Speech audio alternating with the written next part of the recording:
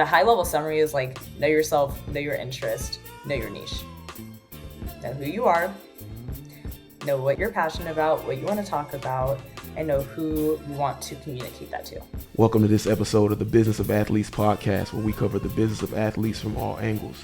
On this episode, we had the pleasure of interviewing Kirby Porter. Kirby is a Harvard women's basketball alum where she was a captain. She's worked in marketing at PepsiCo. She is the founder of Court to Corporate. She's worked at Will Ventures. She was the investor and a director of marketing. And now she is the founder of New Game Labs and a co-founder of W3 Sports. Welcome, Kirby. Thank you. Excited to be here. Man, I'm so glad to have you. You come highly recommended by a lot of people. Your name is ringing out, as they say. That's great. So yeah, let's just take this time and for you to tell the audience a little bit about yourself, your background, where you come from, and briefly about where you are now. Yeah, well, you said it best. Harvard basketball is where I'll start the story. So I loved my time at Harvard. I think during those 4 years, I was able to like get a glimpse of what I would be passionate about outside of sports. So we didn't have to be on campus during the summer, so I was able to do internships at the Patriots, Under Armour, and I remember both of those being in marketing and thinking like, maybe like marketing is the path for me. I didn't want to go down like the consulting investment banking path that a lot of my Harvard peers did. So I wanted to figure out what is something I could be passionate about. Passion has always been like kind of at the forefront of a lot of my career moves. And that was marketing. So I started at Pepsi. I was there for 2 years, loved my time there. I was working on brands like Mountain Dew. I was working on our NBA partnership and helping with our player marketing strategy, our team marketing strategy. And then after 2 years there, I entered the world of venture capital. I always say that was not in plan. I didn't know anything about venture capital, never saw myself in finance, but I think I had an open mind to like how to apply my passion for marketing, how to apply my passion for sports, and it was a sports venture capital firm that was investing in media and entertainment, health and wellness, and like using this lens of sports to add value to startups. And I found that really exciting. And so I was there for a year and a half. I was leading our marketing. I was also on our investment team. And I always say like that was my like 9 to 5 journey. Then I always have like my creative journey that was kind of sidetracking all of it. I made my first podcast in 2019 and it was Court to Corporate. And similar concept, but maybe for more so for student athletes. It was about interviewing current and former athletes on how they transition successfully into their careers with the hopes of helping other athletes do the same. And then when I got into venture capital, it kind of evolved to this concept I had. It was called Ideas to Assets, kind of like the buddings of what I'm doing now. It was all about educating athletes on the creator economy and how to be storytellers, how to monetize their creativity. And today, as like a creator that wears an entrepreneur hat, it's all about like how do I take like the culmination of my skills and passions and marketing, this audience that I care about helping, which is athletes, and like my knowledge of the creator economy, and blend that all together into a story that I can share and build a business around. And outside of that, also do consulting in the Web3 space with my co-founder, Julian Aiken with W3 Sports. Man, that's awesome. Let's stay there for a second. You talk about educating, on the creator economy, and I follow you on Twitter. I'm tapped into all of your threads. Why is that? Why is that such a passion for you? Teaching Yeah. teaching student athletes, current athletes, how to monetize around their brand and their life, and just create. Yeah. I feel like in general, once you understand what's possible, like you just think so much bigger, right? So for example, I started my podcast in 2019. The creator economy wasn't the buzzword that it is today. I was just like working, you have like your 9 to 5 and you have your 5 to 9. I was working like, 9 to 1 a.m. repeatedly every single weekday, just out of passion. I was not monetizing it. But was consistent with it. I remember people were like, yo, like, why are you Right, going so right. hard on this? Right. Like I was really treating it like it was a full time thing in addition to my full-time job. And I didn't understand the potential of it though.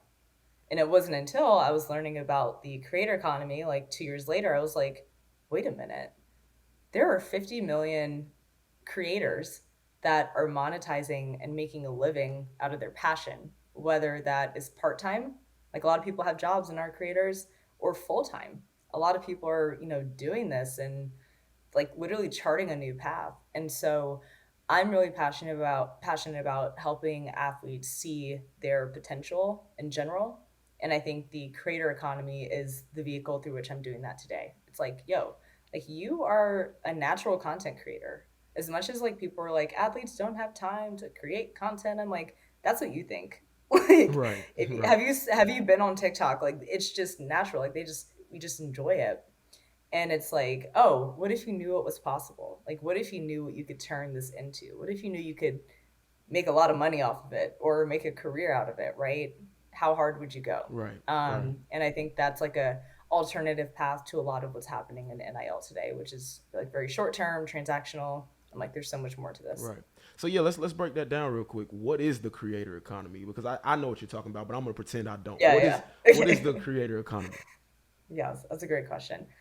So the creator economy is a class of 50 million creators, influencers, storytellers that are growing and monetizing their passion online, right? So it's like the evolution that Signal Fire, the VC firm, painted out in like 2020. It was the state of the creator economy, which is like a report that so many of us reference, and it kind of outlined that what has happened is technology has made this possible. In the beginning, it was just, the social platforms were birthed and we can be online, we can share stories, we can build audiences.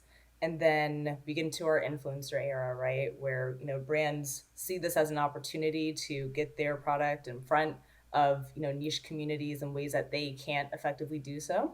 So that comes the rise of the, influencer economy. There's a lot of influencer brand platforms, agencies, tools, you name it. And then eventually what all these influencers realized was that, one, like brand deals like weren't really sustainable, depending on the scale of what your audience is. Obviously, if you have millions of followers, you're gonna get a check from brand deals. But, majority of creators are not like superstars, right? Right. They are niche creators, and what they started to realize was that they're being commoditized in a lot of these marketplaces. So then comes this creator as a business era where now there's so many tools to help people that are making content online monetize and make a living out of their creativity. So it's like you have the platforms like, the social media platforms, TikTok, Twitter, Instagram, LinkedIn, YouTube. You have like the monetization tools like community engagement, digital products, merch.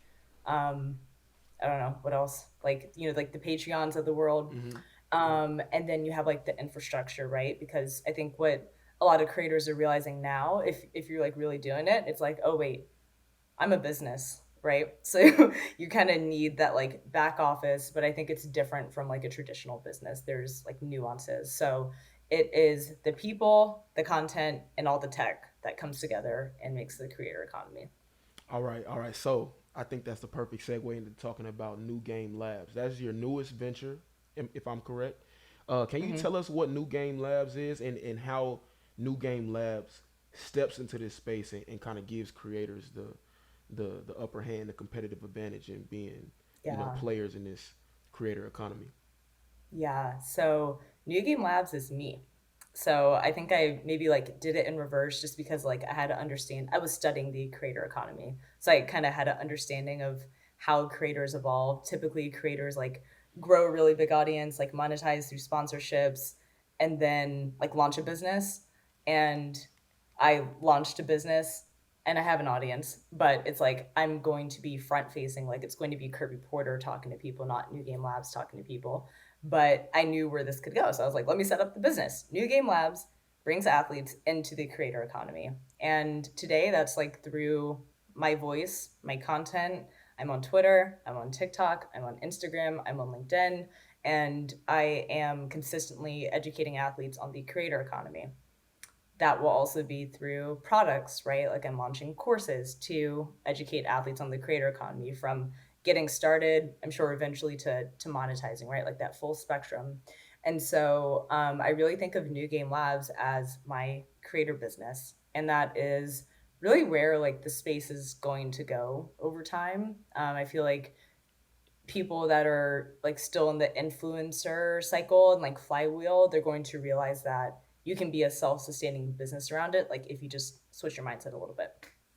So yeah, that is New Game Labs. Okay, okay. So really two questions. Really two questions. Without giving away like all of the free game, because I know the course is coming, so I'm gonna have to tap into that. Right. But how are you educating individuals in this space? And then I want to add, I want to put this question on your plate. Where does crypto, the blockchain, and Web3, how does all that play in? Yeah. And I'm just really interested to hear your thoughts on this because it's really new, it's really hot right now, and yeah, I just want to hear your thoughts on this. So Yeah, no, definitely. So I think it's like translating the way I think about like my content is like translating what I know and being very, very specific in the delivery to my target audience, which is athletes, right? So I think, that's the kind of like intersection or like Venn diagram that all creators try to reach. It's like, how do you get to a point where it's like you're doing what only you can do? Because anybody can show an athlete a map of the creator economy and they're going to be like, so what? Like, what does this have to do with me? But my goal is to figure out like what are the creative ways that I can use my knowledge, my background as a student athlete. I know what my journey has been from athlete to sports industry to creator and now entrepreneur. What are some parallels that I can draw between sports and the creator economy, or being great in sports and being great in content, right? So that is really how I think about translating like education from like this world and helping athletes just understand baseline, like what is the opportunity, like why, like what's possible, how can I set myself up and like have the infrastructure to participate, how can I grow, how can I monetize, right? Like there's different levels. And I think it's kind of bringing athletes along the journey through my content or whether it's through my courses.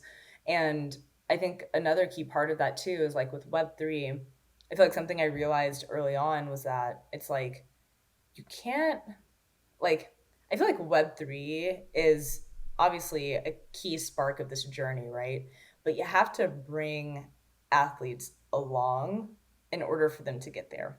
For example, it's not doing an athlete any service if they don't understand the like core principles of what is the difference between an audience and a community.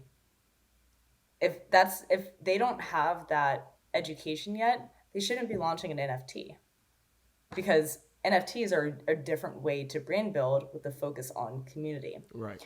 And so I think of Web3 and that whole world as like a set of creator tools that athletes or any creator or any talent can use for themselves once they have checked off the basics. And I think that that is like kind of like what I realized too, because I'm so deep in the Web3 world. Like my whole timeline is crypto Twitter. I feel like I even as a creator and storyteller, I had to like bring myself back down to earth Yeah, because and like put, it's so yeah, new and it's just like it's it's so interesting new. and it's hot and I'm into it. I promise you. Like it's hard. Yeah. It is hard to like come back and be like, okay, none of this is like, I guess the word is real yet.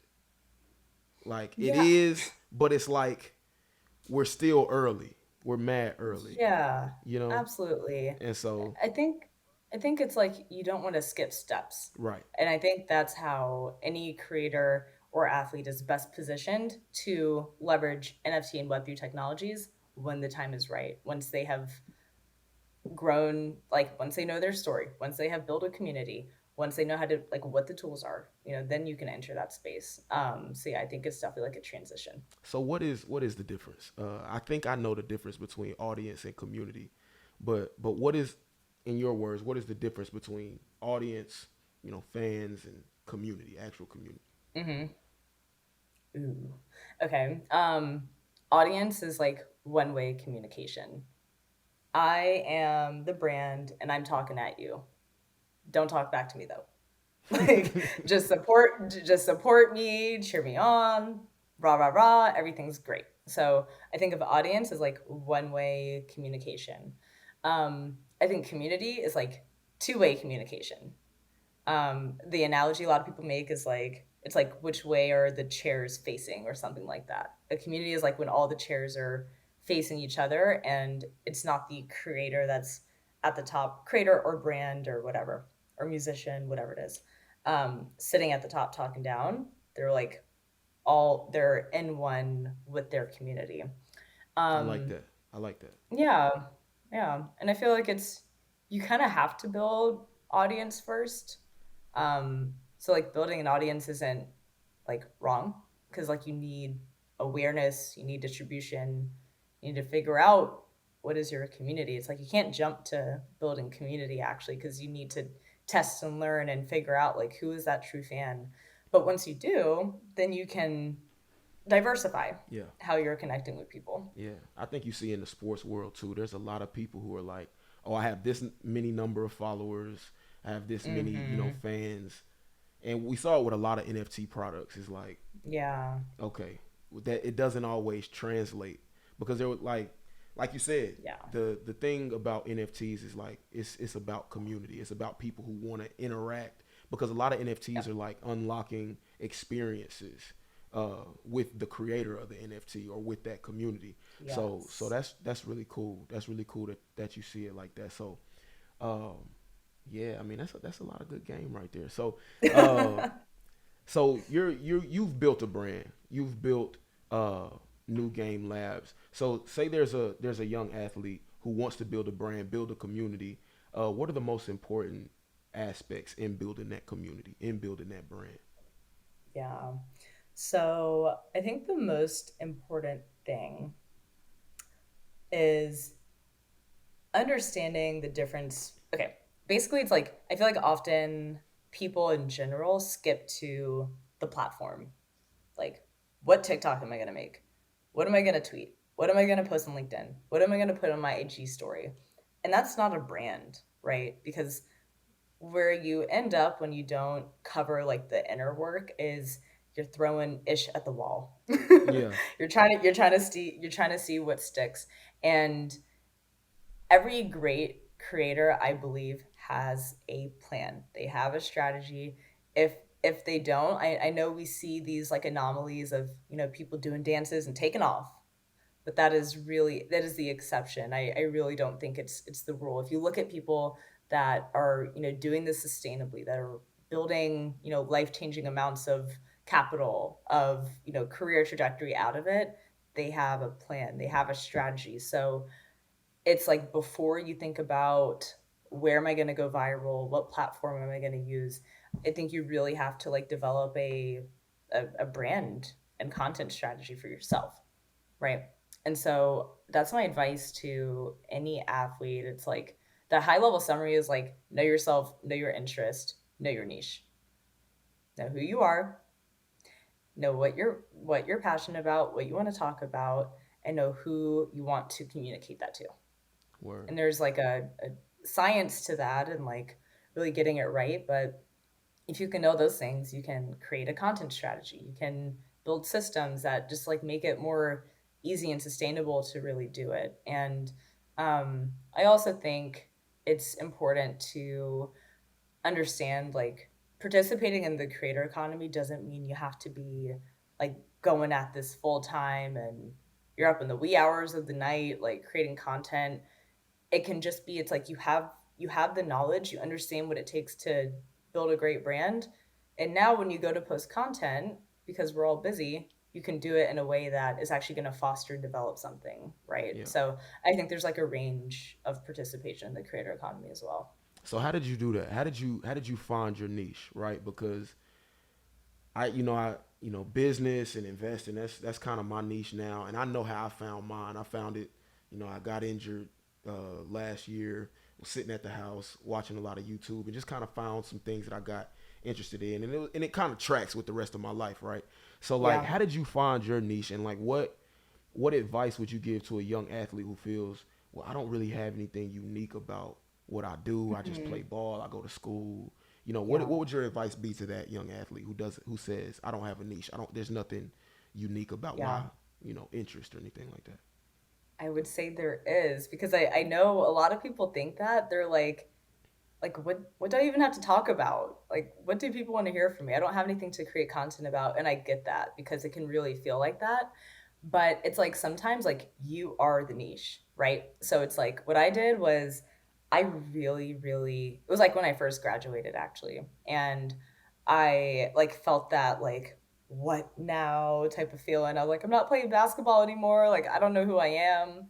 And I started journaling a lot. And through that, it was like this crazy like self-discovery journey about like who I was, um like what drove me during my 4 years, like why did I always enjoy the Harvard basketball career night? Like why was I always the first one to like raise my hand and like ask alums like how did you get to where you are? Or, why was I always so excited about helping my athletes with like sorry, not my athletes, my teammates with like interviews and like writing their cover letters and like applying. It was because it was like I always loved helping athletes like figure out like what do I want to do outside of sports. Like that was the core truth about like who I was, from like how I navigated my 4 years and always aggressively going after internships and job opportunities, to wanting to help other athletes do that, to wanting to build a network around that. Like that's just kind of how I was. And so once I knew that, I was like, oh, okay, like let me take this and run with it, right? Like what does that look like? And it was taking who I was and just like exploring that more and like getting curious. So I was like, what is this like athlete and business world? I have literally read like every single article like pre 2019 about like athletes in business and like all these programs, and I just found it so fascinating. And basically, it was taking all that data and figuring out what can I do with this? And that was tell stories about it. And that was court to corporate. It was like literally figuring out the intersection of like all the things that I loved and figuring out how to bring that message to people that had similar experiences as me. So it sounds like very fluffy and stuff, but it is really a process of just like taking time with yourself and Yeah, figuring out like, even if it's something small, like I like playing video games. Unpack that. Like go yeah. into it further. Like why? Oh, all right, cool. Maybe after all that work you figure out I want to be a gaming creator, because that's a big space right now. Yeah, And they're getting paid a lot of money. they Like are. maybe I want to be a gaming creator with a YouTube and a Twitch and partnerships with all these, gaming lifestyle companies, right? Like there's a niche for everything. You just kind of have to like reflect. Yeah, nah, I mean, the video games piece is huge. I got a couple of teammates right now that are probably getting their rent paid just by simply sitting on Right. Twitch. And there was just an article came out about T Grizzly, the Detroit rapper, two Yes. hundred Yep. thousand on GTA, and then put his boys on about. So I mean, it's so many different ways. It's so Yep. many different ways. So yeah, so let's talk real quickly. You've got W3 Sports, and that is, correct me if I'm wrong, but that's a consulting business that you have with your partner, Julian Aiken, right? Can you tell us a little bit Yes. about Yep. that and how that came about? Yeah, absolutely. So I first know Jules because his younger brother Bryce played basketball at Harvard, but it wasn't until Jules and I were like both like working consulting in the Web3 space early on this year that like one, we realized like we thought the same way about a lot of things, and like two, we were both seeing a lot of the same like problems in the market just in terms of like how brands and athletes were partnering together. We have unfortunately seen like a lot of negative case studies of like athletes involved in like rug pulls or projects that like flopped, Yeah. by industry terms, or partnering with projects that are not good projects. It's like the art was made on Fiverr or Upwork, right? So it's like, yo, this is a whole new world, right? Like even if you think about the like business model of like Web3 companies, it's fundamentally different from like traditional Web2 brands, right? It's like the community members are quote unquote like participants, and like they feel like they are owners in these Yeah. brands. And so that traditional like I'm going to pay you $300,000, post a couple posts, and like we'll renew next year. Like that doesn't work. Right? It's like you really have to think about, one, from like a company side, how can I have a talent strategy that actually works to grow this community and brand? And then from an athlete side, it's like you, one, have to like understand like what you're getting into. You have to understand the right partners, and you have to understand like how is this engagement structure different. And that is the problem that we saw, and that's how we're, trying to approach the space. It's like, how can we help talent and brands in Web3 work more effectively together? Man, that's awesome. I'm interested. I'm interested to keep watching and keep tracking your career because one, you're a master communicator. Like you're able to break these things down, and I mean, I think that's really important with something as new as Web3 and Yeah. crypto. Something that's really it's kind of hazy right now for a lot of people. A lot of people don't really understand it. So the way you communicate is just it's really clear. It's really concise, and so I really Thank you. appreciate you bringing all that value to the space because this new NIL landscape is Hmm. I mean you got a lot of eager kids out here wanting to make money Yeah, and you know so a lot of your content that you post is really helpful so I really appreciate it. Just want to of tell you course. you're doing a great job. I know you don't need me to tell you that, but Thank congratulations, you. congratulations on that. And it's really helpful. It's helpful for me. It's helpful for me as well. I remember the post you just posted about like NIL. You're like it's not that complicated. Just It's you not. need a you need an You need iPhone. a phone, audience, and consistency. That's That's it. it. That's it. Phone, audience, Yep. and consistency. So, um, Yep. I appreciate you. I appreciate your time. Uh, I appreciate you, breaking down your story and giving a little bit of free game. Before we go, Of tell course. everybody where they can find you on socials. Yes. I think if you type in Kirby Porter, it'll come up. There's not too many Kirbys in this world. So I'm Kirby Porter on all platforms: Instagram, Twitter, LinkedIn, and I'm now on TikTok. Okay. So catch me there. Okay. Cool. Well, I appreciate this, and that's all for this episode of the Business of Athletes.